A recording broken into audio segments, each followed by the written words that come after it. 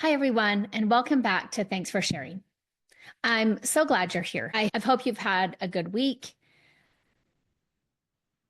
I've announced on my podcast, I've started the Breaking Free from Attachment Wounds online workshop, and I feel like it's going well. And the participants are connecting, they're asking good questions.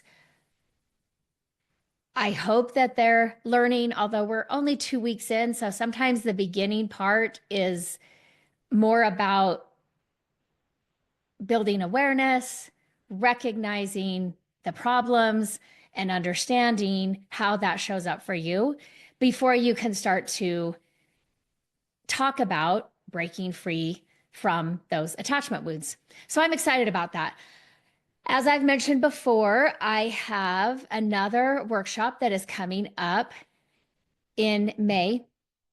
I have a conference that I am going to, I think it's May 16th through the 18th. It's the annual CSAT symposium. And so I will miss that Sunday. I think I'm going to do a pre-recorded for the attachment workshop.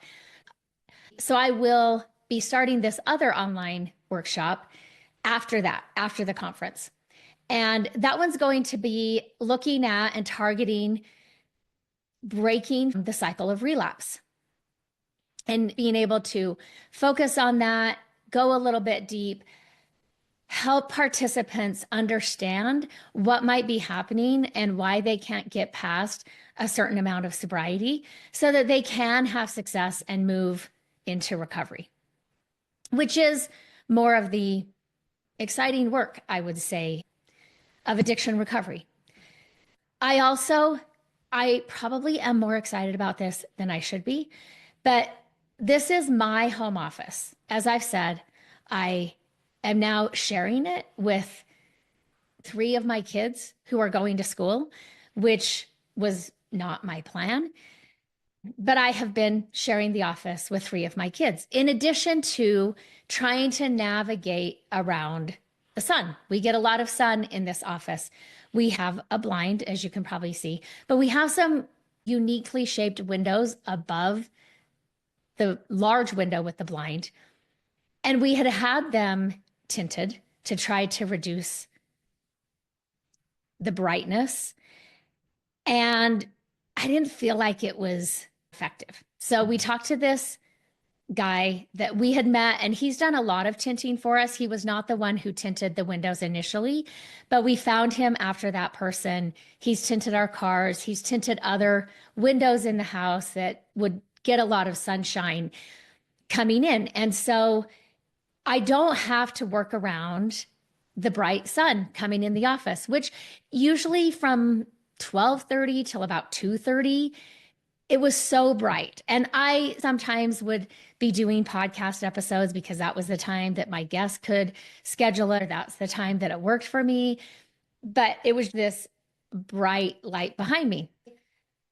He came back this past Saturday and tinted the windows so that not so much heat is coming through. And especially important for me, there's still light and sunshine that comes through, but it doesn't appear that I am glowing, which I am happy about. So anyway, that's what's going on with me. Now let's pivot into today's podcast episode. We're going to be diving into a topic that's personal. I find it powerful and foundational to healing. And that is exploring wants and needs and the ability to reclaim them. This episode is inspired by the work of Pia Melody, especially her book, Facing Codependence, which has been so influential in my own recovery and the work that I do with clients. I do give a disclaimer when I recommend her book to clients, and I let them know she wrote this book in the 1970s. I believe there was an updated edition, but for modern times, this book is outdated. And I find whether we're working this book as a group and we're doing a book study group, Or I just have an individual client reading the book. They will come across certain things and it is a little stunning to them. They'll come in, they'll talk about it. I usually remind them, again, this was written in the 70s. For example, she talks about spanking children and she gives specific directions, like it has to be over their clothes and with an open palm. I think there's a couple of more descriptions that she gives. And today we encourage parents not to spank children at all. So some people, when they're reading this book, find this section a little bit alarming. However, I tell them when Pia wrote the book, it was revolutionary for her to weigh in on not beating your child, because often discipline was more of a beating than it was a spanking. And the directions she gave for how to and how not to spank your child were new concepts for that time period. I want to start out with a quote by Pia from her book, Facing Codependence. And she says, quote, "For a long time, I was taught that needing something made me weak and wanting something made me selfish. But the truth is, recognizing and honoring our wants and needs is how we build a sense of self." I will say for a long time, I was taught both directly and indirectly that having needs made me weak and wanting something made me selfish. And so as a result, I silenced myself. I don't think I'm alone in having that reaction. Often as kids, we will pick up the emotions that we're having that are okay with our parents or are not okay and are distressing to our parents. And we will start the process of suppressing certain emotions and trying to channel them through the more acceptable emotions or the emotions that our parents can handle, which is a way of silencing ourselves and disconnecting us from who we are. Sometimes we silence ourselves, or I silenced myself to stay safe. Sometimes it was to fit in. And sometimes I honestly didn't even know what I wanted or needed anymore. But the truth is, when we silence our wants and needs, we silence our very selves. So today I want to explore why we lose touch with these essential parts of who we are, how it stunts our development, and what the journey of reclaiming looks like. Pia Melody defines needs as the essential elements for our physical and emotional survival. Things like safety, touch, affirmation, nurturing, and guidance. Wants, she says, go beyond survival. They help us thrive. They include creativity, pleasure, play, autonomy, purpose, connection, and joy. But many of us were raised in environments where expressing our needs or wants was met with disapproval, shame, punishment, or neglect. Maybe you were told, like me, to stop crying or I'll give you something to cry about. Maybe you learned that needing attention meant you were dramatic or that having wants made you spoiled. In my own experience, our cultural conditioning plays a massive role. We're taught to be pleasing, self-sacrificing, and maybe most importantly, quiet.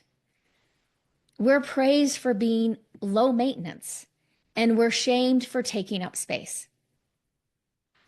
If you grew up in a family system with addiction or mental illness, or a family system where the family was organized around enmeshment, or you were the child of emotionally immature parents, it would have been unsafe to have needs because no one could meet them.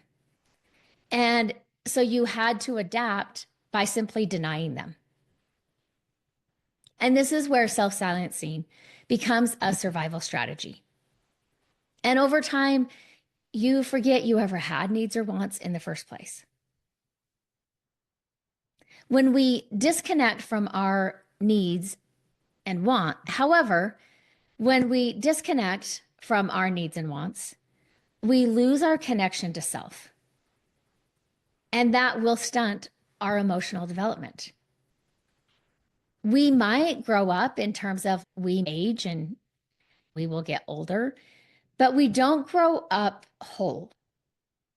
Instead, we might become caretakers, always attending to others, controllers, trying to manage our environment in order to feel safe, people pleasers, craving validation through compliance, or avoiders, numbing or detaching from vulnerability.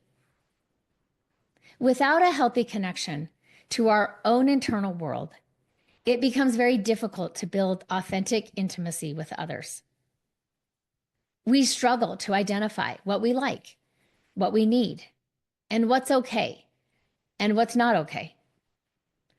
Our sense of identity becomes based on other people's expectations or emotions. And here's a painful irony. Denying our needs doesn't make them go away.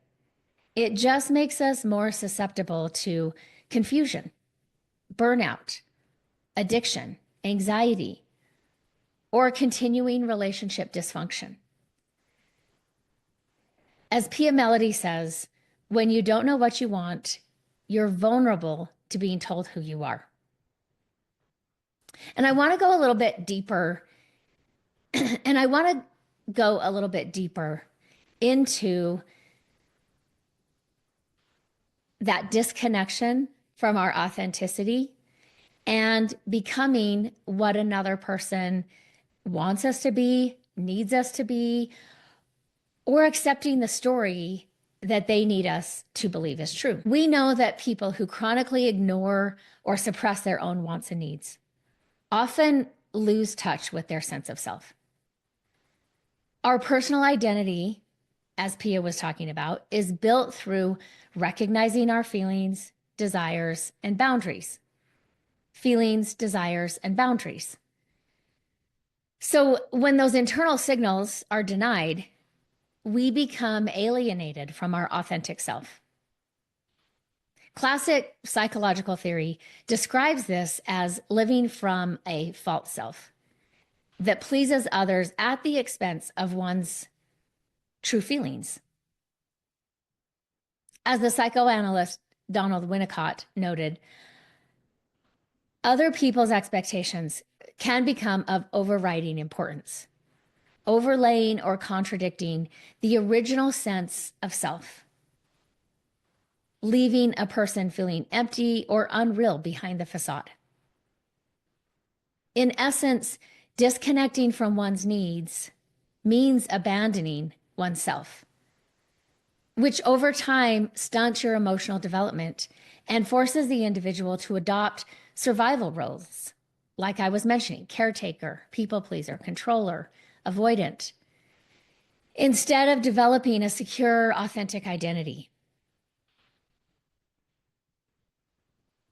My sources for this part, if you're interested in learning more about this or reading more about this, I will be pulling from the following sources as we explore how this loss of self arises through developmental and attachment dynamics, or trauma adaptations and codependent patterns. So the experts that I'm going to be drawing from include John Bowlby, Pia Melody, Bessel van der Kolk, and Gabor Mate. So let's look at this through the lens of developmental and attachment perspectives. In a healthy childhood, caregivers attune to the child's needs and emotions, which teaches the child that their wants and feelings are valid. This supportive mirroring helps the child develop a stable sense of self and confidence, or we might say security. Developmental psychology and attachment theory emphasize that children have an innate need for safe emotional connection. John Bowlby's attachment theory showed that when a caregiver consistently meets an infant's needs, the child forms a secure attachment and internalizes a feeling of worth. On the other hand, if caregivers are neglectful, inconsistent, punishing, or dysregulated themselves, children will adapt by disconnecting from their own wants in order to maintain the attachment bond. Bowlby observed that children who experience inconsistent care or neglect often question their own value and learn to put others' needs first out of fear of abandonment. In other words, a child will sacrifice their authenticity to preserve their attachment and relationship with caregivers. Gabor Mate, who is a modern trauma expert, describes this as a fundamental conflict between attachment and authenticity. And he explains that even without overt abuse, when a child senses that expressing certain needs or emotions threatens their bond with a parent, the child will automatically suppress their authenticity in order to stay attached. One of the videos that I often use with clients or we'll talk about in groups, I think it's a very powerful one.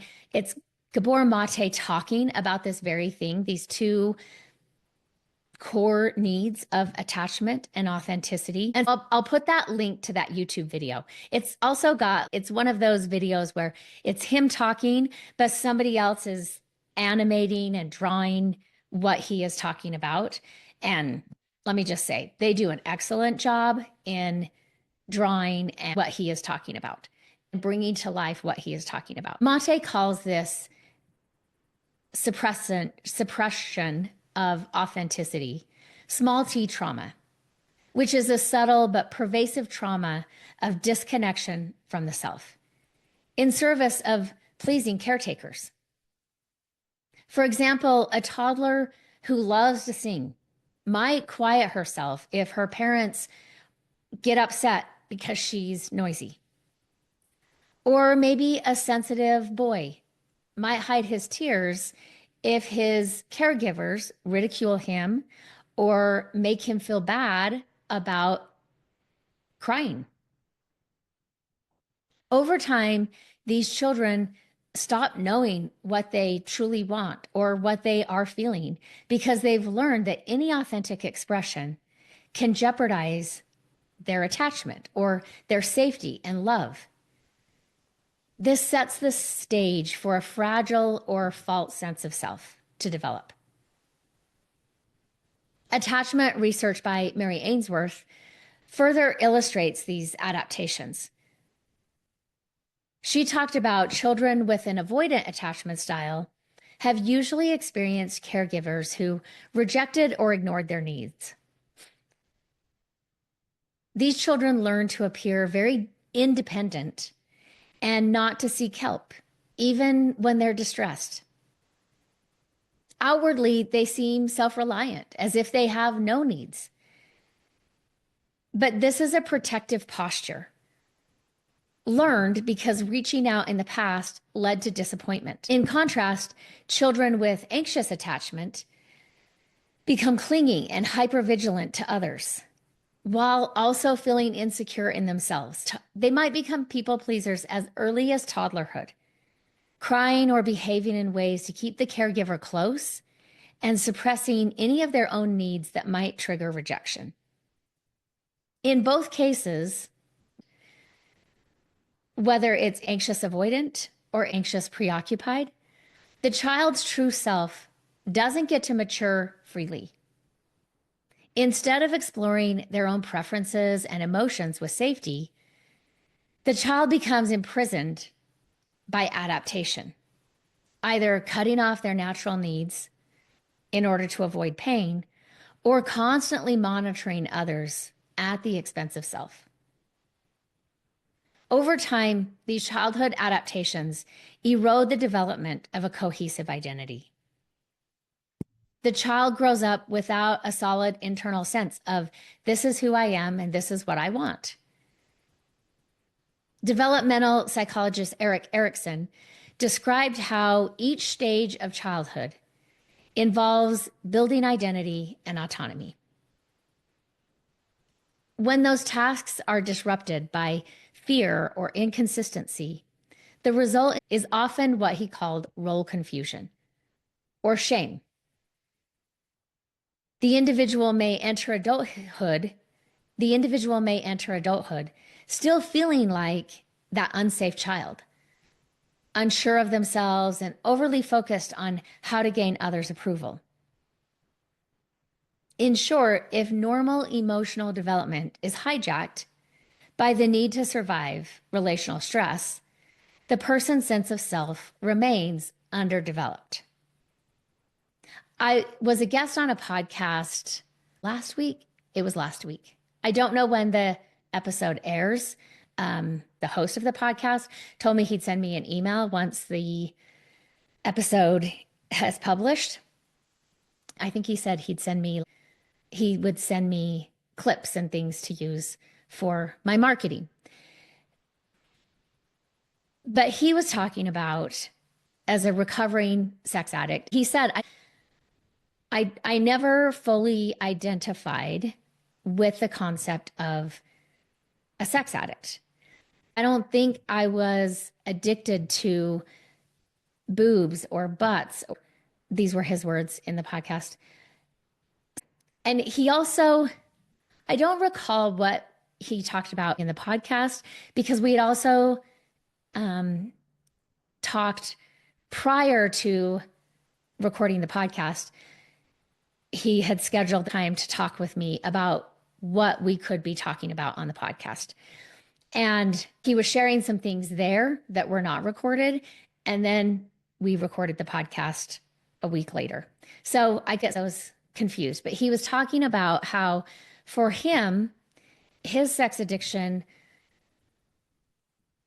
include more than the attraction of the woman or even sex was about how an attractive woman made him feel about himself, and specifically the adoration or the praise that he would get being able to impress other men in his social circles and in his professional circles, that he could gain their approval and that he could be admired or be looked up to. And I think for him, he was not connecting that's not separate from sex addiction. And it's not even separate from attachment needs. Just like what I was talking about in Mary Ainsworth, in her research, in her attachment research, that concept of some avoidant feeling like they have no needs and having this protective posture where they look strong, they're successful, they're capable, nothing to see here. They're independent, no problems to look at here, while also having an underdeveloped sense of a true self because it didn't get to mature freely.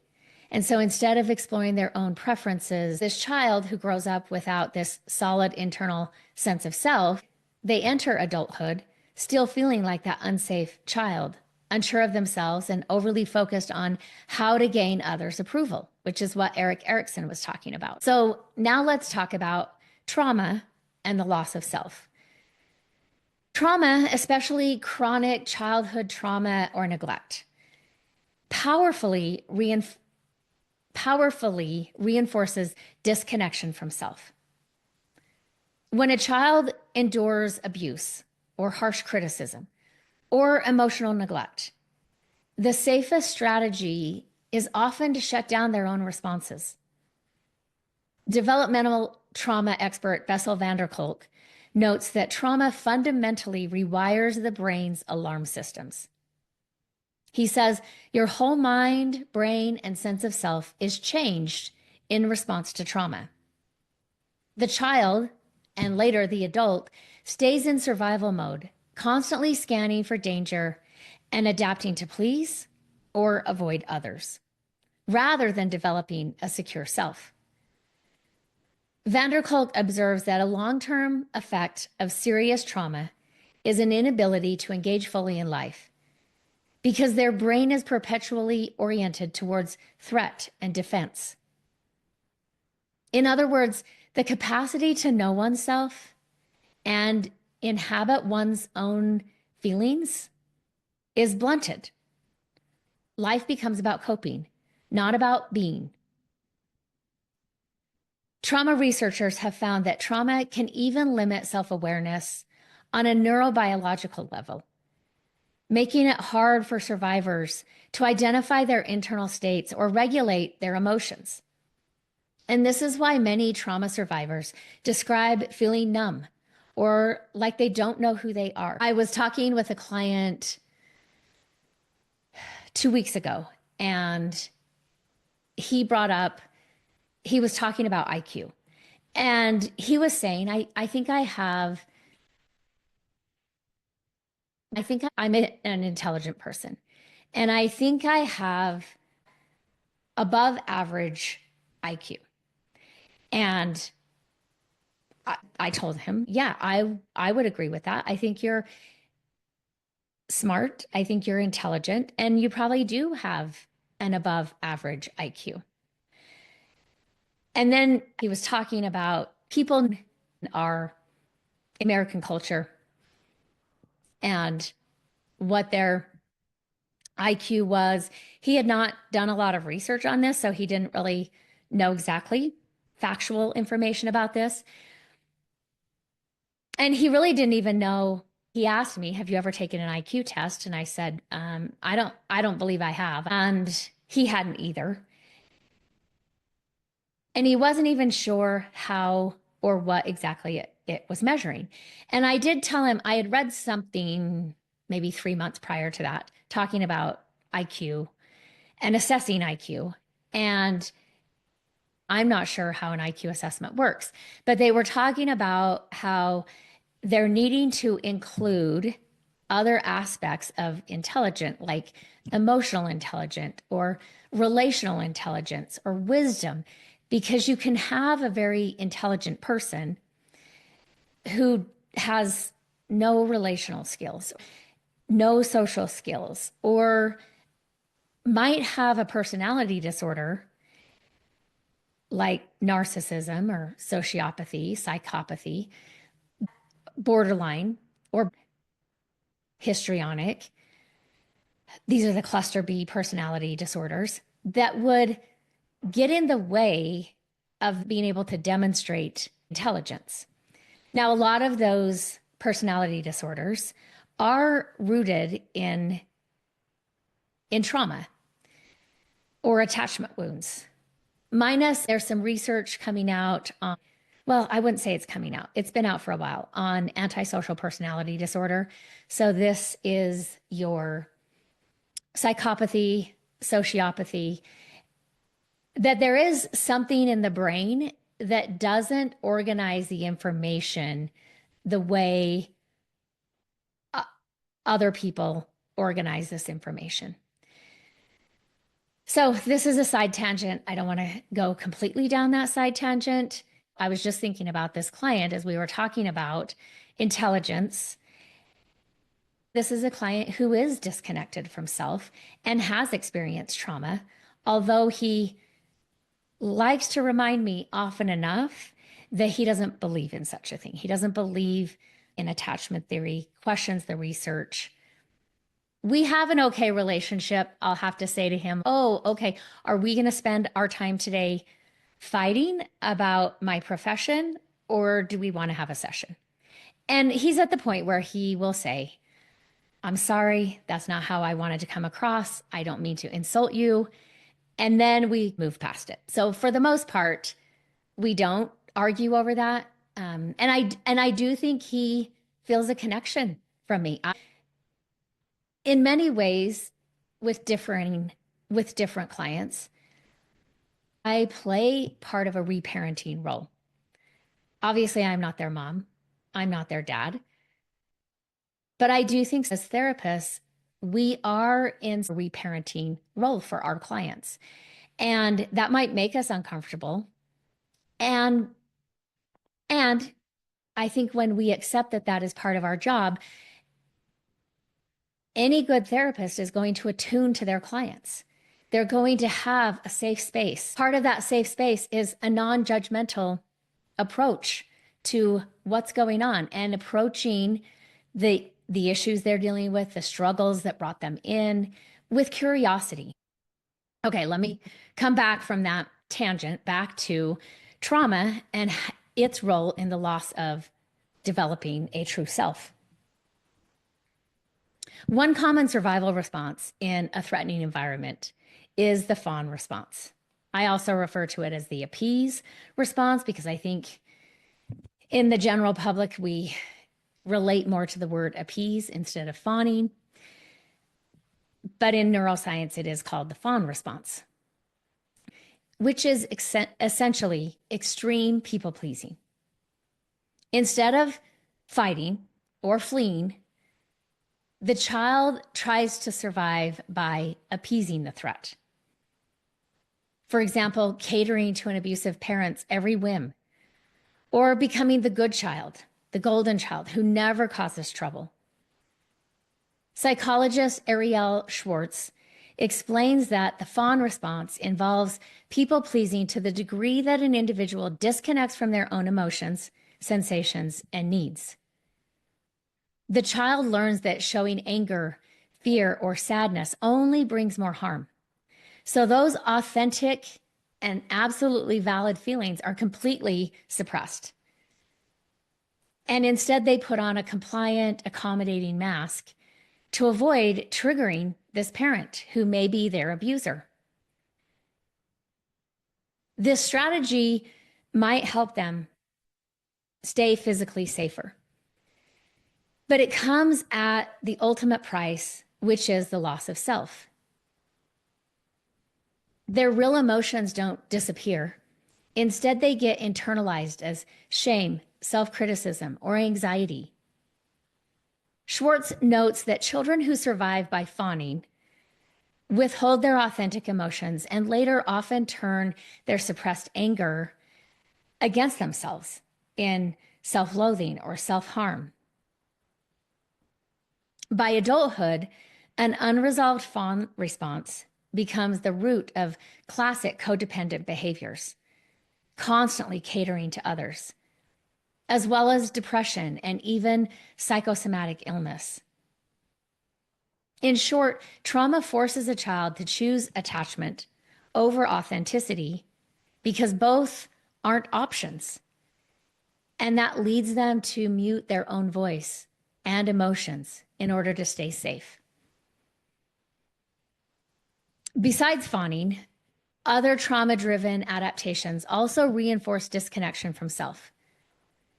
Some individuals primarily fall into the freeze response, dissociating or emotionally going numb during trauma or when their trauma is triggered.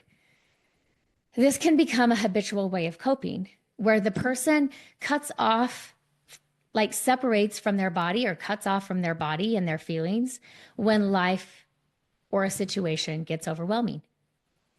Over the years, chronic dissociation can make it difficult to even recognize your own needs. The person automatically escapes into numbness or fantasy instead of feeling hunger, desire, or anger because it wasn't safe for them to be aware of that. Others might develop a fight response that paradoxically still reflects a loss of self. A traumatized child who couldn't trust anyone may grow into an adult who is hyper-controlling or very angry, lashing out in order to avoid feeling vulnerable. On the surface, fight or anger looks like being assertive, but often it's driven by the same fear and lack of authentic identity. It's a defensive posture, not a freely chosen expression of themselves. Whether the survivor of trauma freezes, flees, fights, or fawns, all of these trauma responses short circuit normal emotional growth. And the person remains locked in defense mode, unable to safely ask, what do I feel? What do I need? What do I want? Back to Gabor Mate, he emphasizes that even subtle childhood trauma, like emotional neglect or shaming, can have this effect. A child's natural state of curiosity and self-expression is overshadowed by this need to adapt. And over time, the child forgets how to be authentic. They only know how to react in ways that kept them accepted or out of harm's way. And this loss of self is not a conscious choice. Mate says it is an automatic survival maneuver for the developing brain.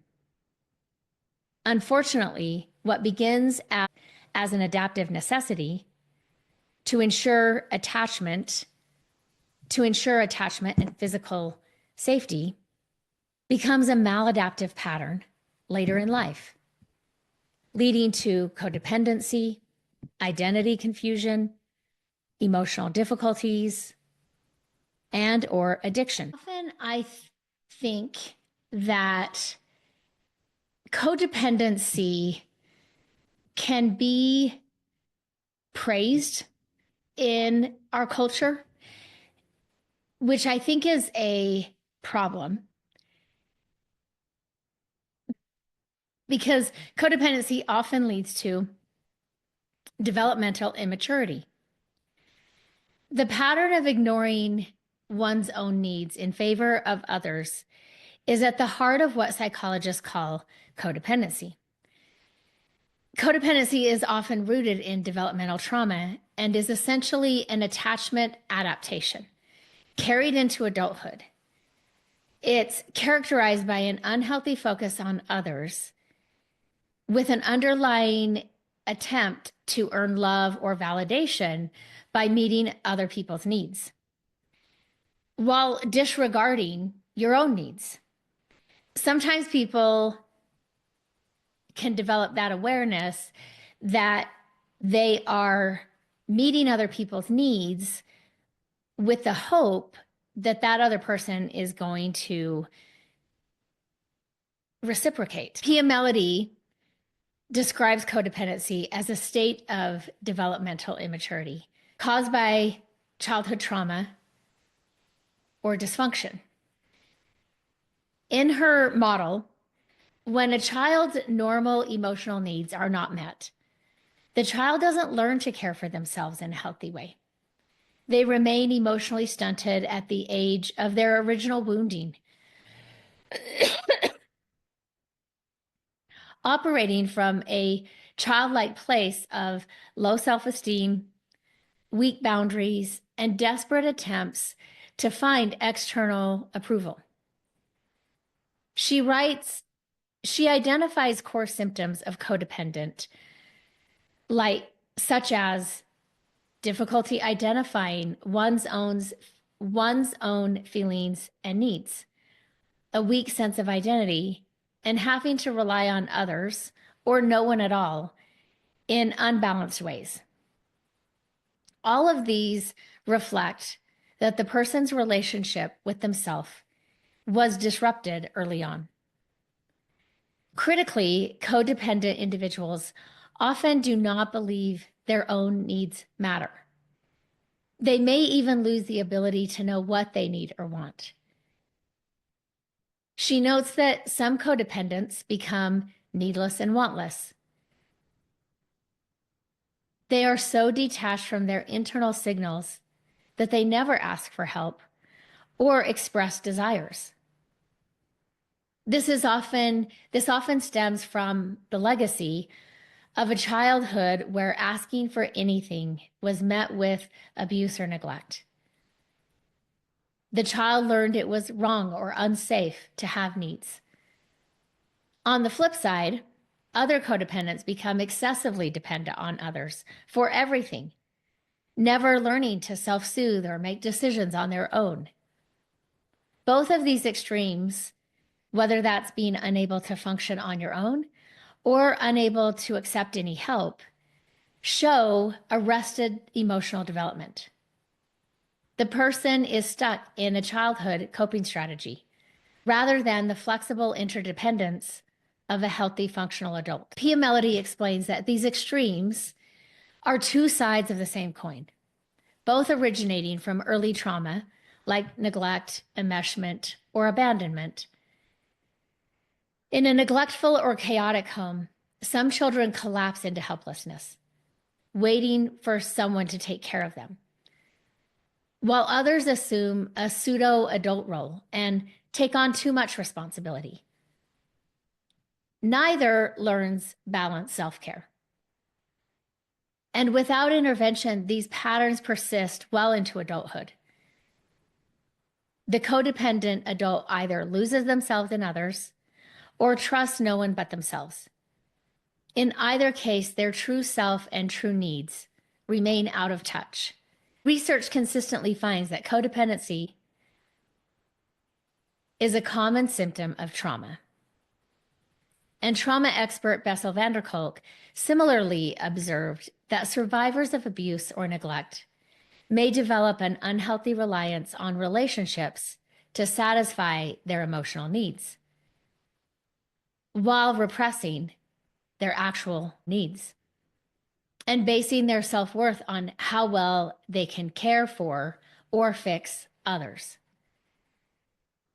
At first glance, a codependent person may appear generous or self-sacrificing, but in reality, they struggle with low self-esteem and identity because trauma limited their self-awareness and their self-soothing abilities. They never formed a solid internal sense of worth. Instead, they seek worth through others, which is a direct continuation of the childhood strategy of, if I take care of others and ask for nothing, maybe I will be loved. This is why codependent individuals feel empty or anxious when they're alone. Having long ago disconnected from their own wants and feelings, they only know themselves in relation to others' needs. Losing connection to one's wants and needs leaves a person in a state of arrested development.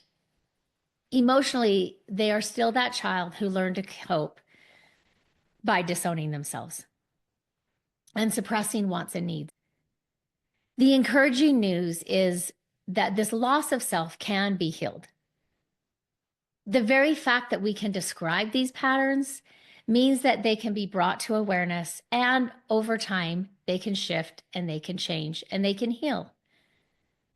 A crucial part of healing is creating conditions and having relationships where it is safe to be authentic, even if initially that is awkward. Gabor Mate emphasizes the importance of reclaiming authenticity, which he says is learning to listen to your body and emotions without immediately dismissing or censoring them. This often is a slow process of initially identifying what one feels and needs. Oftentimes with the help of therapy, journaling, and somatic practices. Therapists can often work on building self-compassion and self-acceptance with these clients, essentially reparenting the person so that they feel secure enough to allow their authenticity to come forward and develop. Another vital component is learning and practicing healthy boundaries. This means the individual comes to understand that they are a separate person with their own thoughts, their own wants, and their own needs. And that it is not only acceptable, but it is essential to their well-being to express them. Establishing small boundaries No, I don't want that. Or I need some time for myself right now, is how a person begins to differentiate their own identity from others. This might look like somebody saying, hey, I'm going to go, I'm going to get some donuts and bring them into the office today. What's your favorite donut? I've had clients where this situation happens and they're reporting it in therapy because they just drew a blank. They had no idea. And sometimes that word, what is your favorite, can be a little overwhelming. I will tell them sometimes we start with, what do you not like? And then we narrow it down. And in reality, you might have two favorites. Then we're discerning, what am I in the mood for today? Developmentally, this mirrors what should happen in childhood and adolescence, which is the forming of an autonomous self. When we're doing it later in life, the person is essentially catching up on this emotional growth. It can feel uncomfortable and it can be awkward at first. And usually it is accompanied with guilt or fear, which is why support for the individual is so important and helps them learn that respecting one's own needs is not selfish, it's healthy and normal. And that this other person truly wants to know what they need or what they want. Experts from various fields agree on one fundamental truth. Reconnecting with your needs and feelings is the path to reclaiming your true self. Reestablishing a sense of self is important because trauma can cause people to feel isolated or worthless. Learning to say no without excessive guilt is a milestone, as is learning to say yes to one's own inner desires, or pursue a passion, or to take a break, or to choose a different life than what others expected. Over time, these small acts of self-assertion accumulate into a clearer identity. The adult self essentially reparents the wounded inner child, providing validation and protection so that the true self feels safe to emerge. If the map of yourself, knowing your wants and needs, is discarded, which we know is often due to early relational trauma and conditioning, the individual is set adrift, defining themselves only through others. Developmental psychology, attachment theory, and trauma research all document this phenomenon in their own terms, and models of codependency map out the resulting behaviors. The loss of self is not a mysterious fate. It's actually a predictable outcome when a person, especially a developing child, is placed in the position of choosing attachment over authenticity. The encouraging flip side is that by gradually choosing authenticity, one can regain the connection to themselves. With support and self-compassion, a person can outgrow the limited roles of caretaker, people pleaser, controller, or avoidant, and step into a more integrated whole version of themselves. So let's get into the inner workings of how we actually reclaim our wants and our needs. First, it's important to recognize what our needs are. We listen to our body, like Gabor Mate recommends. We notice what energizes us and what depletes us. We pause and we ask and we get curious. What am I feeling right now? What do I need? Sometimes with clients, I will use the example because they're going back and forth over whether this is a valid need or if it's a valid want. And I will say, have you ever been out to dinner, or maybe you're at work and you need a drink of water? And so you get up, you go take care of it, you get a drink of water. And then you come back, you're doing whatever, and you're back to work. And 15 minutes later, you feel a little parched, you have a little bit of a dry mouth, and you think, I need another drink of water. Or I need to go. Most of us today have something that we carry with us, so we're not having to go to a drinking fountain. But I will ask them. So 15 minutes later, when you feel like whatever your water is in, having another drink of water, do you go into this process of questioning and being critical of yourself? Like, why do you need another drink of water? You just had a drink 15 minutes ago. You surely can't need another drink of water. Often we'll laugh and smile, and they're like, no, I don't do that. And I'm like, right, you just take a drink of water. And usually we're not in our head arguing the pros and cons of whether we are deserving or not deserving of another drink of water. We just take another drink of water. We just simply react to that need and meet it. Second, as I talked about, we're going to protect those needs with boundaries. And sometimes that means saying no when it's really hard because you know the other person wants a yes. It's important to limit contact with people who dismiss or shame us. Just like when we were young, the people in our life have a lot to do with who and how we are as a person. And this is why boundaries are important in reclaiming our wants and needs. Several years ago,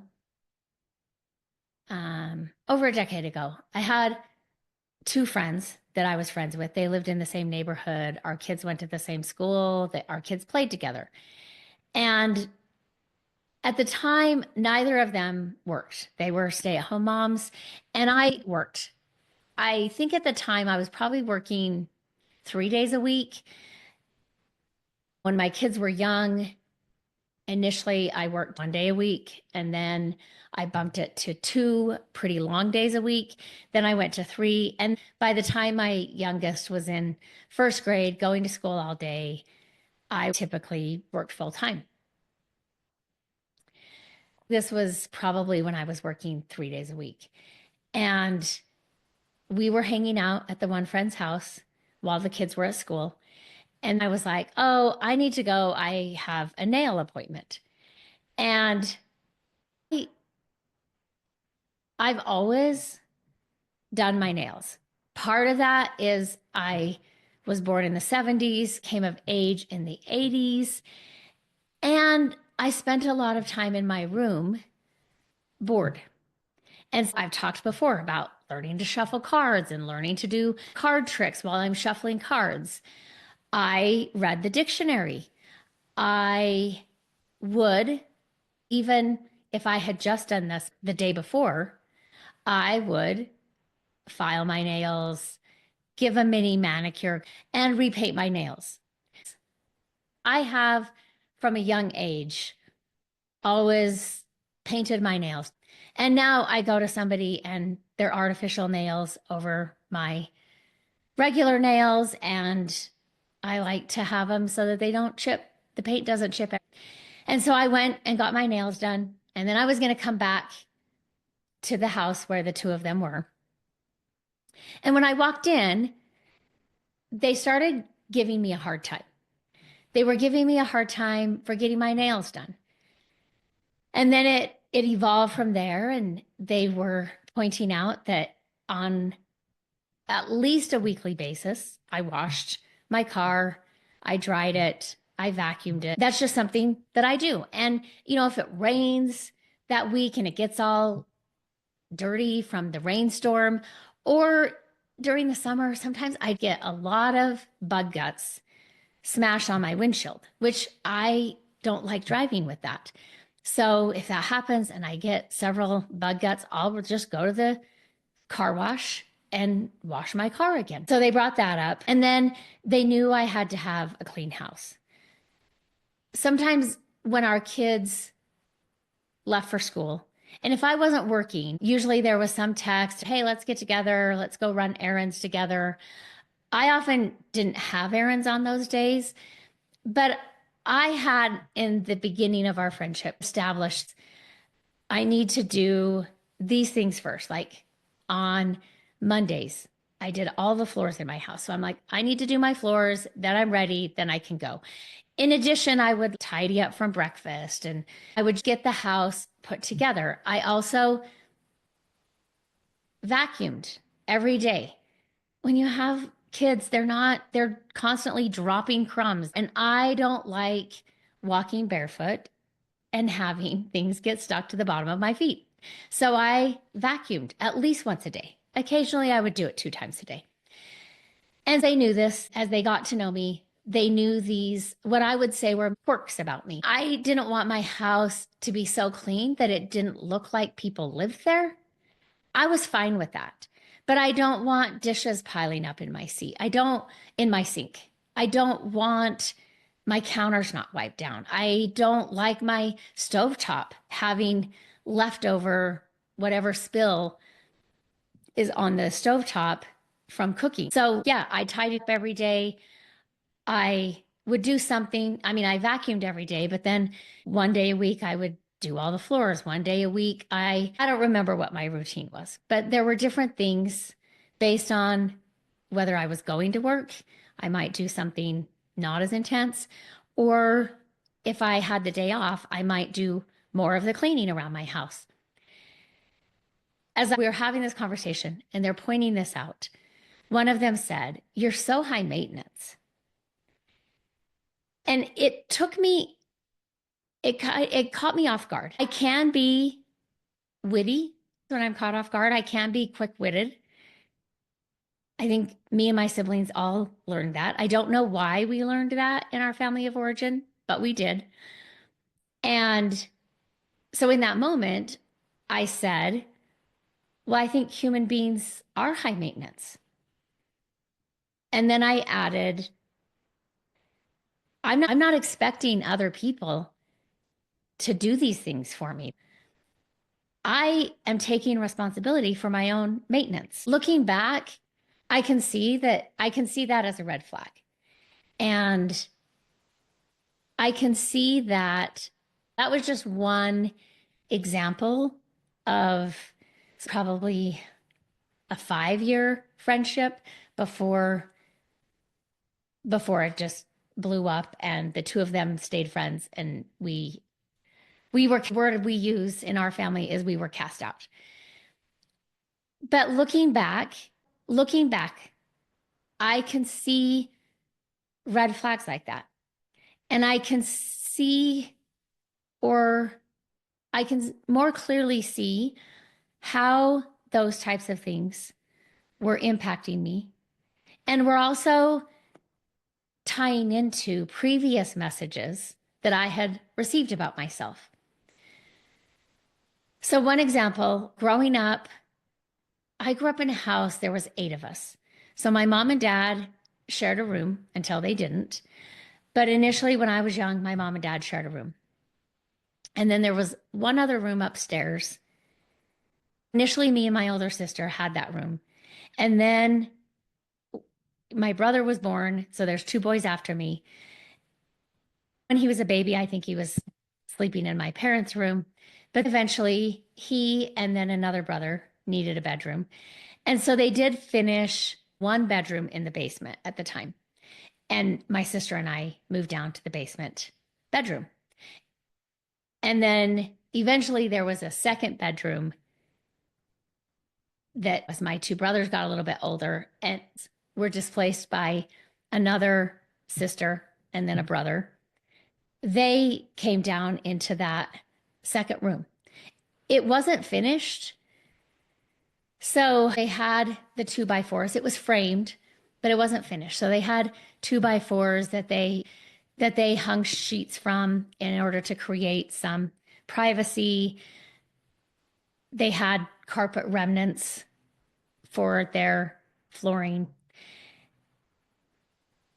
We lived in a small house for 8 people, and we all had to share. It just wasn't an option to not share rooms. I shared a room with my older sister until she moved out after high school. She did go away after high school. She did move away to go to college. and then came home that summer and got married and got married. She was 19 when she got married, if I remember correctly. And then they moved out of state. And at that point, my youngest two siblings, my brother and sister, were getting old enough that they needed separate spaces. So my younger sister, who's 11 years younger than me, moved in to my bedroom.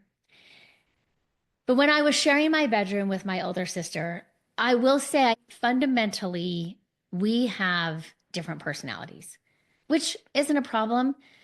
I've said before in podcast episodes, it always is weird to me as a parent when people get to know our family and they get to know our kids and they'll comment like, so surprising that, wow, all of your kids are so different from each other.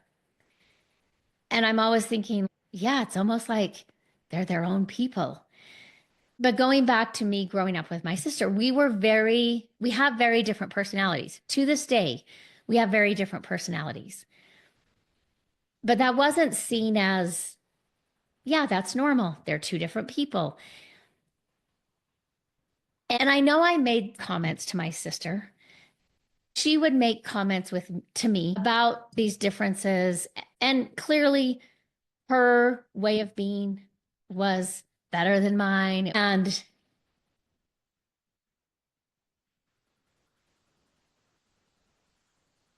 when I say the people in our life have a lot to do with who and how we are as a person, this comes to mind for me because at a young age, I shared a room with my sister. She would tell me I was vain, which I don't know what that meant. I don't know if I was vain.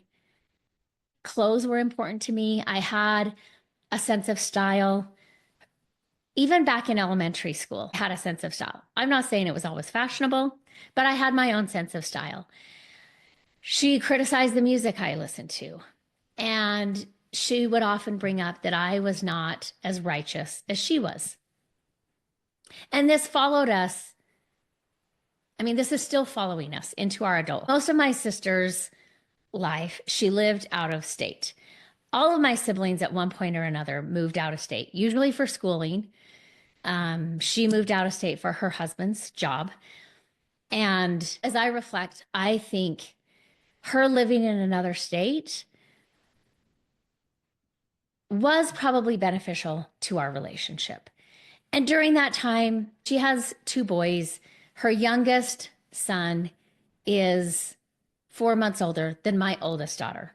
So they didn't exactly overlap, but when they were young, our kids would play with her, specifically my older two. If they, came to Utah a couple of times, we went to Arizona to visit them. They would get along, they would play together. Probably my youngest doesn't really know them or doesn't really have memories of hanging out with them or playing with them. And so there was a time period that we would talk on the phone. We were raising little kids. There were times I would call her and ask questions. I don't know how to do this. How do I do this? And during that time period, I do recall apologizing to her for things that I had done when we were growing up that weren't nice. And I spelled it out. I would talk about, I remember doing this and I remember doing this. And when you were moving away for college, this is what I said to you. And that was really mean. And I'm so sorry that I said that. I think I said something to the effect of, I'm so glad you're moving out and I don't have to share a room with you. And I hope you never move back home. That's not nice. That's not the thing you want to hear when you're moving away to college. So I owned those things. I apologized. She told me that she didn't remember any of those things.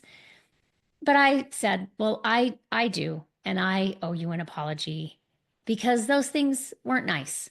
And it wasn't right for me to treat you that way. So fast forward, she got a divorce from her first husband, moved back to Utah with her two boys. And she was needing to buy a new car. And my sister, as long as I remember, her favorite color was yellow. And she loved yellow Volkswagen Bugs. She'd never had one. My dad, who was a car salesman, would tell us no child of mine will ever drive a Volkswagen Bug because the engine was in the back, not the front, safety, I don't know, whatever. So we never owned a Volkswagen Bug. But this was the time when the updated, newer version of the Volkswagen Bug was coming out.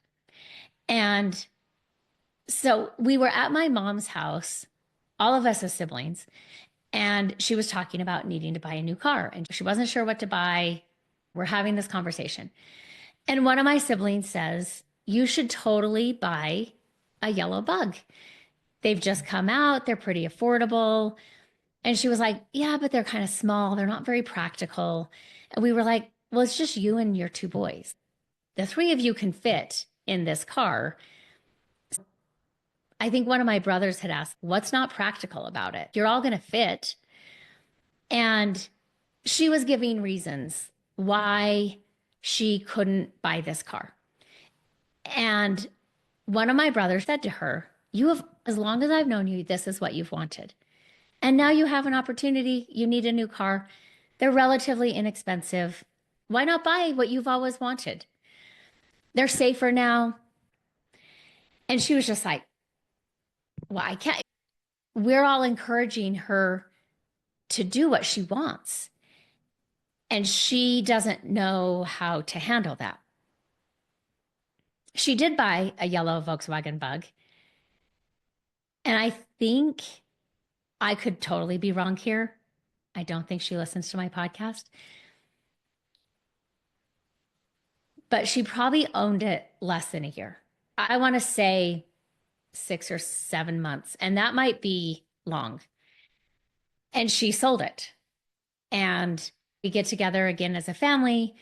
She doesn't drive her Bug. And of course, we ask, "Hey, what happened to your Volkswagen Bug?" And she's like, "Oh, I sold it." And some of my siblings were asking, "Why did you sell it? What was wrong with it?" Well, nothing was wrong with it. And just knowing her, having grown up in a room with her and spending so much time around her, I knew she was uncomfortable having what she wanted. She really couldn't tolerate it for very long and got rid of it. Even if it's practical, even if everybody's giving her permission to buy what she wants, what she's always wanted, I don't know that she could do that. And so in that conversation, when they're asking why she sold the Volkswagen Bug, I don't know how we got to this place, but she brings up this story. This would have been, I don't know, maybe 15 years ago. Yeah, probably around 15 years ago, between 12 to 15 years ago. And she brings up this story. Again, I don't remember how we went from talking about her having and keeping the Volkswagen Bug. And then all of a sudden, she shifted the focus to me. She tells this story of the two of us were kids. We might have had one or two of my brothers after us, might have been born. They would have been very young. And at the time, so I don't know, let's say I'm 5 or 6, which I might have had one younger sibling or two. And we were going through Dee's drive-through. They don't exist anymore. There's Dee's Family Restaurant, but Dee's drive-through, I don't even think they were around when I was a teenager. And Happy Meals had just become a thing. And I'm seeing them on TV, in commercials. They're advertising them. So we're going through the drive-through and my parents ask, "What do you want?" And I said, "Can I have a Happy Meal?" And the answer was no, which is fine. I probably, on some level, I knew that that was asking too much. Me asking for my own fries, my own drink was wasteful, I don't know. And so they told me no. I didn't throw a fit. I didn't say anything. I just went with what they did, which probably we were sharing fries. Or I probably didn't get a drink. And So my sister's bringing this up. I'm in my 40s. She's in her 40s. And she tells this story. And the point of her story is how I am vain because I have always asked for what I wanted. And as she's telling the story, I don't know if I felt some shame or I don't know if I even felt guilt. All I remember is thinking, that's really weird that you're bringing up. I didn't even remember this story. I did not remember asking. When she told me this, when she was telling all of us the story, I remembered it. But at the time, I was like, what are you talking about? Like, that is so weird for you to bring up. And my takeaway was you getting what you wanted makes you vain, like me.